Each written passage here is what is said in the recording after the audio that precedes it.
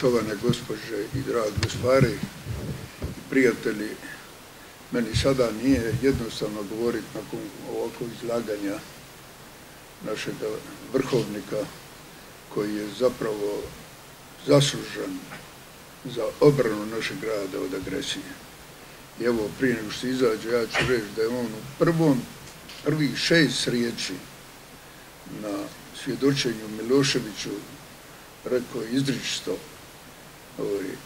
to je izvršena agresija na hrvatski jug. Time je on započeo.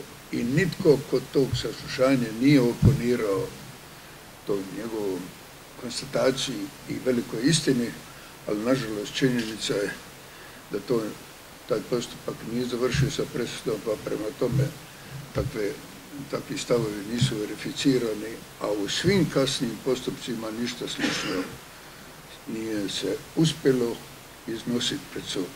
Ja zahvaljujem organizatorima na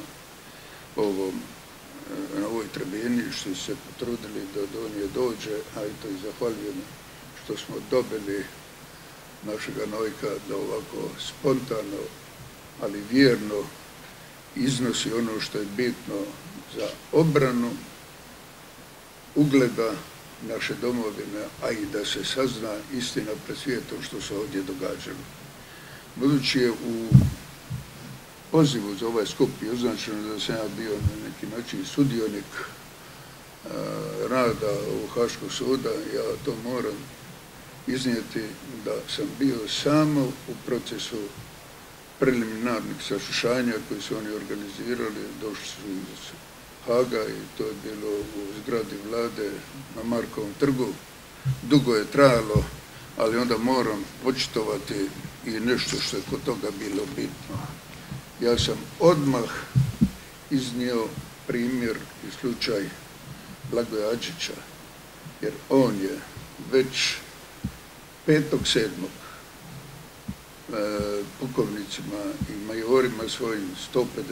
5.7.1991. godine, to je nakon neuspjelog napada na Sloveniju, održao jedan veliki govor.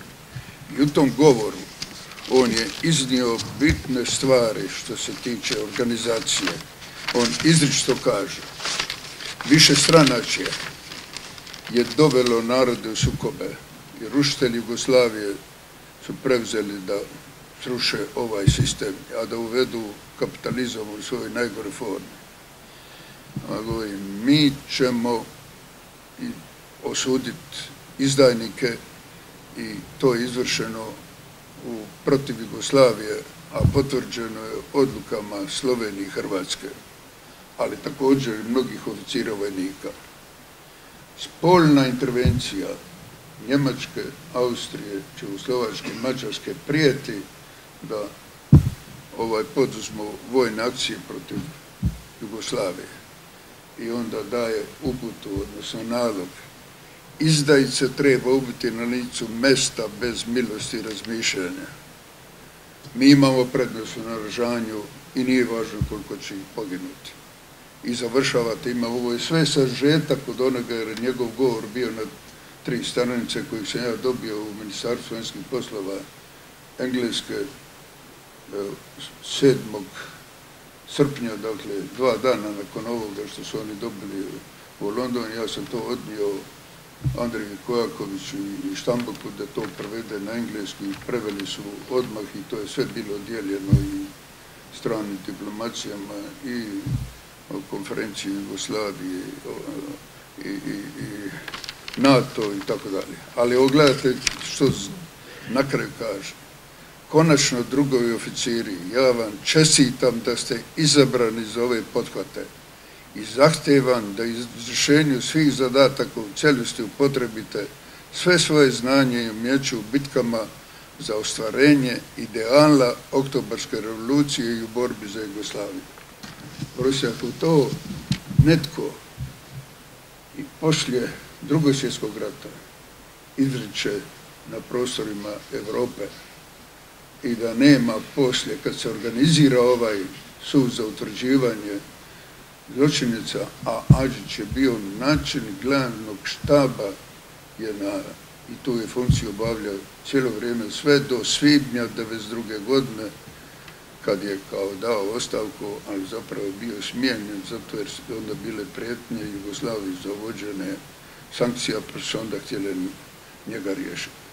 I takav čovjek da nije doživio da bude optužen, a to je apsurd za sve one koji su imali utjecaja u funkciji i organizacije toga suda, a sad ću nastaviti na ono što je zapravo inicirano od strane Nojka o agresiji. On je točno definiraju tu definiciju agresije koja je precizirana u konvenciji iz 1964. godine. I to je razaslon i 7 točaka su navedeni što su to agresije. I blokada, pomorska upotreba, bilo kakvog oružja i tako dalje. I tu nema nikakvog spora, međutim, to se nije uklopilo u interese i ja ću ipak se ovdje koncentrirati na ovoga Orija, Alfonsa Orija, predsjednika vijeća koji se zove Jokiću, zato jer je to isti sudac koji je bio predsjednik raspravnog vijeća u suđenju Gotovini i Markaču. I on u svom djelovanju i ponašanju zapravo nikad nije prihvatio da se jedan dokument gdje se iznosi agresija, da se o tome iznese pred sud. I ono što je zaista zanimljivo, da je o ovom dokumentu kojeg je citirao u cijelosti Nojko, on je zapravo dostavljen hrvatskoj vladi, ali nešto malo kasnije, jer je to dokument koji se odnosi na sjednicu srpske vlade održana 4.10. u Beogradu, a dokument ima datum 5.10., a dostavljeno je u Zagreb na 10.10. To je po ovom pečatu. 16.10. je to dano pomoćnicima ministara. Međutim, ja sam išao iz Zagreba po nalogu vlade da pratim diplomate koji su iz Beograda trebali ići za Dubrovnik, pa sam išao i meni to nisu onda bili dani. Ali istina je da sam saznao, ne po tekstu kojeg se imao, da mi je Nikola Samardžić, sada pokojni, se ispričao da mu ne dopuštaju da bude prisutan u Tivtu, jer smo, da vam ne pričam kako sam putovao naprijed automobilom u Beogradu, pa je za Beč, pa onda avionom Jota za Beograd i tako dalje, vojnim avionom za Tivat, i tu je bio taj sastanak i on me zove na telefon kad je vidio da sam ja u Beogradu i ispričava se, ne dopuštaju mi da ja prisutam tom sastanku, iako on bio ministar vanjskih poslova Crne Gore, iako ti brojni ambasadori će biti prisutni. I on govori, a ti znaš kakva je odluka srpske vlade? Ja govorim, ne znam koja odluka. Onda mi je on to pročitao. Ja sam ovaj drugi tekst rukopisan označio, samo eto da je ipak nešto navedem, sam tražio da ponovim. I kad smo u tom domu Jereme imali sastanak gdje je taj Jokić držao veliki govor i kad je upotrebio izraz da on ide dan prije nego što je ovdje Libertas konvoj stigao, da su oni dužni osloboditi Dubrovnik. Ja sam onda prekinuo njegovo izlaganje i rekao, izričito, vi možete na području Dubrovnika biti samo okupatori, a vi znate kako se treba postupati s okupatorom. Ali tražim od vas da ovdje pred uglednim diplomatima i ambasadorima iz Beograda očitujete se i da priznate da su ovo grube laže što su navedene u ovom dokumentu srpske vlade. I to sam izrekao u strani plaćenicima i strani crnih legijima i tako, i da su napadnute nasilna mjesta u Boki Kotorskoj i Hercegovini. On ništa nije odgovorio, nego je samo zatvorio sastanak, govori, prekida se ovaj sastanak i idemo napraviti. I to je, recimo, jedan primjer da je on, kao čovjek koji je bio član srpske vlade, što ja u tom trenutku nisam znao, u trenutku kad se donosila ova odluka, da on to obavlja određene funkcije tako dugo vremena i da stiže za komandanta. Kolega Noko je vrlo detaljno i pričao o toj sudbini našega poznanika Krsta Đurovića koji je jedan stradao, a on je stradao po odluci koja je donesena, jer se Krsto Đurović je ipak na početku operacije prihvatio kao zapovjednik i išlo se staviti pod kontrolu cestu Trebinje, Mrcine, grad Mrcine i Herceg-Novi i oni su stigli, to su bez ikakvih ratnih operacija, stigli sve do aerodroma, ali onda su tražili od njega da ide dalje. On je se govorio, pa ne, ja sam izvršio zadatak. Sigurna je veza između Trebinja i Herceg-Novog, to svi mogu, ja to jamčim da nikome se ništa neće dogoditi. Ona govori, ne, ali znaš ti za sjednicu vlade što je ona donijela odluku? Onda smo to pročitali na telefonu. On rekao, pa to nije istina, to se laže. I pazite, to je bilo 4. listopada, meni o tomu pričao Nikola Samaržić, ali isto tako rekao, nemojte ovo sada iznositi u javnost. Oni ubijaju svakoga ko se na to očituje da je to istina i da o tomu se priča. Evo, Nojko je spomenuo jednog čovjeka, ja ću spomenuti drugoga, zove se Dejan Bogojević, koji je bio u Popovićima na tom polju, a bio u toj jedinici, kad vidio da su počeli pucati nakon što su iskrcali iz helikoptera, on rekao, pa nemojte pucati na njega, to je naš komandant, čestit čovjek, onda je njega odmah ubijen. A ono je drugi što ubijen, pa ubijen jedan u jednom kafiću u blizini Budve i to se tako odvijalo. Ali ono što je za Orija važno, kad je predsjedavao Jokiću, da on uopće ne postavlja pitanje, a kakva je sudbina zadesila njegovog prethodnog zapovjednika. Vidite, Jokić je priznavao krivnju, ali nakon što je optužnica bila smijenjena, od 16 točaka je poslije svedeno na 6. Neću trošiti vrijeme da vas obavijestim o čemu je tih 6, ali 16 u jednom od ranijih je bilo identificirano da Jokića treba ispitati zašto nije pokrenio istragu ko je izvršio napad na Makošicu kad je ubijeno nekoliko civila ranije i na Dubrovniku u septembru, kako oni kažu, mjesec. To je bilo navedeno, poslije je brisano.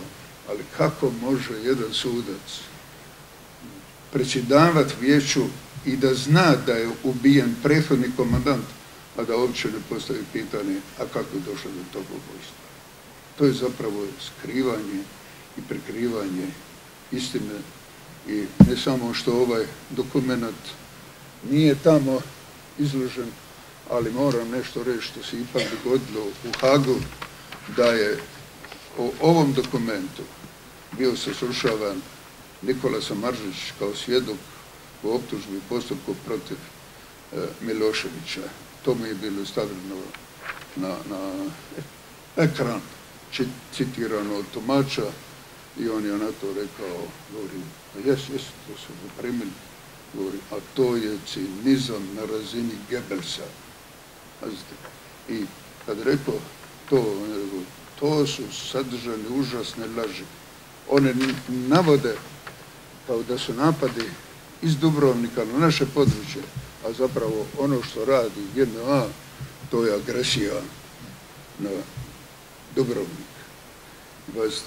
To, takav jedan detalj nije objavljen ni našoj javnosti, iako ga imate u zapisnicima u Haškom sudu, evo na strani,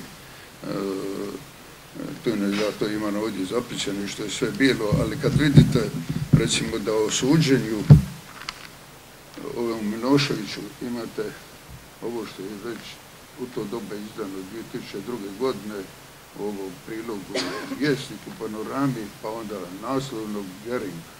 I tu ima jedno 10 članaka različitih koji o tom govori, pa onda govori o tomu kako se iživljavao Milošević prema tužiteljstvu, o tome da je ta optužnica na razini Geringove i tako dalje. Ali vidite što su onda napravile naše novine za nekoga ko što je bilo Nikola Samaržić.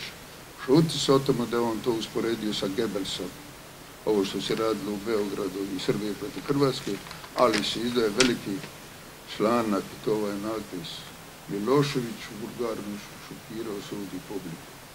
I da ne spominjem sad detalje ovo koji su laži, jer je Samaržić bio protiv toga da se otima i on izveo da se u ime vlade Crne Gore tražilo da se napušte, i to je objavljeno bilo, i ja imam te dokumente, da se objavi da napuste JNA i da neće biti kažnjeni, a da se ovi ne moraju odazivati novim pozivima. Ali ovo moj Garnišu, on je morao emigrirati, pošao je u Australiju, živio u Sidneju i zbog dijabetesa bili su mu amputirani obe noge. I on zato, vraćajući se da svjedoči na ovo, bez noga 2 puta dolazi u Haag. U tom postupku onda mu sarkastički postavi pitanje ili on zna za narodnu poslovicu. Govori da su laži kratke noge. I to ide na stranice u našoj javnosti. A ovo što je zapravo ono bitno da mu rečeš u lice da ta odluka je užasni laž, to se ne objavljuje uopće da bi bio pitan ili da se on pozivao na Goebbels, i toga nema u našim sredstvima javnog informiranja. I tako su se te stvari množile da onda uživao Ori da može nastaviti postupak, a da ne moraju svi bitni elementi biti uzeti u obzir. Vidite, Jokić poslije to u novinama bilo ipak navedeno da je Adžić izvršio naloge za agresiju JNA na Dubrovnik. To je nadoveze na Adžića, ali ono što je sad bitno, i ovo ću zadnje o tom postupku ovdje sad govoriti, jer vrijeme ističe. Vidite, ovo je, recimo, jedan dokument koji je zapravo potresan u postupku, je prihvaćeno svjedočenje jednog umirovljenog admirala Pogačnika. Na 9 strana su njegovo svjedočenje i toga svjedoči o njegovom poznanstvu, i on ističe da je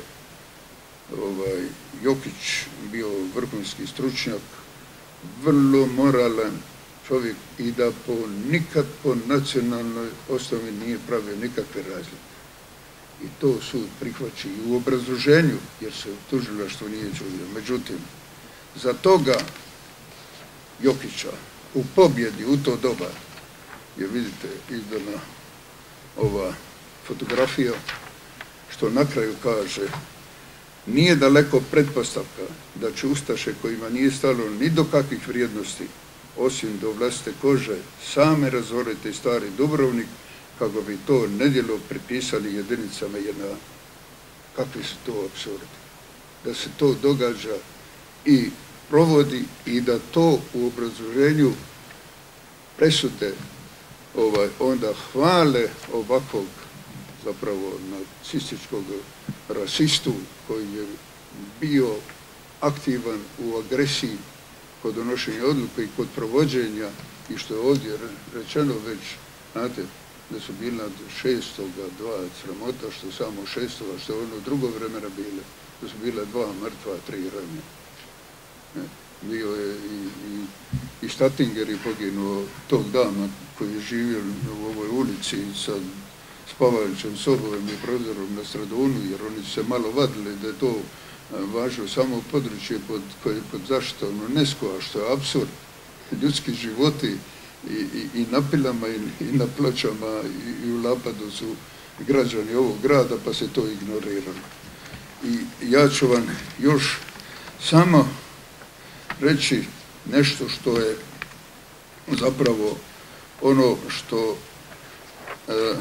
teško možemo shvatiti, da taj sudac to potpisuje, prihvaća, da uživa ugled, a da u javnosti nije iznesena istina o onomu što se ovdje događalo, a što je taj sud prihvatio.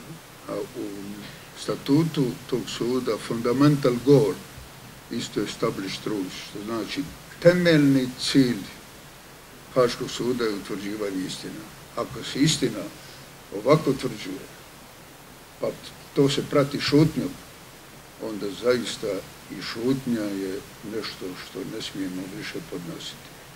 I dobro, povijest bi mogla ustanovljavati ono što je bilo baš u odnosu na ovaj postupak Jokića, ali kad taj sud daje, sudac daje kvalifikacije o zločinačkom pothvatu za jednu operaciju kojom su završene zapravo ratna suprotstavljanja i prolijevanje krvi na ovom prostoru, jer niko ne spominje Versaj da on okončao Prvi svjetski rat ili Potsdam da je završen Drugi svjetski rat u Potsdamu, ali vrlo je raširena pojava da su suprotstavljene i ratne operacije završile sa Daytonom. To je ono što je isto neprihvatljivo, a ovo je primjer da se ni u tom pogledu ne smije šutiti. Jer, znate, kako se može i prihvatiti da u tom suđenju našim generalima, da su u pogledu tih topničkih dnevnika troše desetine i stotine sastanaka, putovanja, službenih za utvrđivanje, je li se pucalo na Knin sat ili dva dulje, a poginuo je samo jedan čovjek. I to je nevina žrtva. Ali to što su drugi gradovi, uključivo i naš Dubrovnik, odmislili granatiranja tjednima i mjesecima, da ne govorimo o Vukovaru i mnogi drugi, da o tome onda se nigdje i ništa ne govori. To su zapravo tužna saznanja i ja se neću ovdje upuštati u kvalifikaciju ovoga suca Orija, kako bi to trebalo nazvati kad je on predsjedavao to pa zločinački pothvat. To ipak ima stanovitih izgleda da će drugostupanjsko vijeće to promijeniti i da neće nasjest na ono greške i propuste koji su lišene svakog morala i etike i struke, što je demonstrirao taj sudac u odnosu na sudsku odluku donesenu Jokiću, da se to neće povući i ima izgleda da u tome se uspije da dobijemo neku utjehu, ali moram konstatirati da ne smijemo šutiti i zato zahvaljujem organizatorima što će ipak utrošiti stanovito vrijeme i da se obratimo ne napadom na cijeli sistem sudstva, nego da zatražimo od predsjednika Haškog suda da se upozna sa istinom onom što se događalo u ovom postupku Jokiću. I zato treba imati podršku i određenih službenih institucija, ali mislim kad se upoznaju sa dokazima i stvarnošću i istinom, da se neće pasifizirati, nego da će takva intervencija uspjeti i da će biti rezultata koji će zadovoljiti one naše patnike. I kad govorimo ovdje o Oluji, ja onda moram pokazati na jedan dokument što možemo koncidirati da je zapravo Ori, da nije bio upoznat sve što se događalo, ali onda ima sad vremena da se drugostepeno vijeće upozna s tim. Vidite, ovo je institucija Ujedinjenih naroda, čiji je zadatak bavljenje i briga o ljudskim pravima. I oni, jer je safety zones koji su bili ustanovljeni za Srebrenicu, Goraž, Žepu, Sarajevo, Tuzlo i Bihać, to su jedni narodi jamčili sigurnost svim stanovnicima tog područja. To je bilo jamstvo i to piše, garantit. To utvrđuju.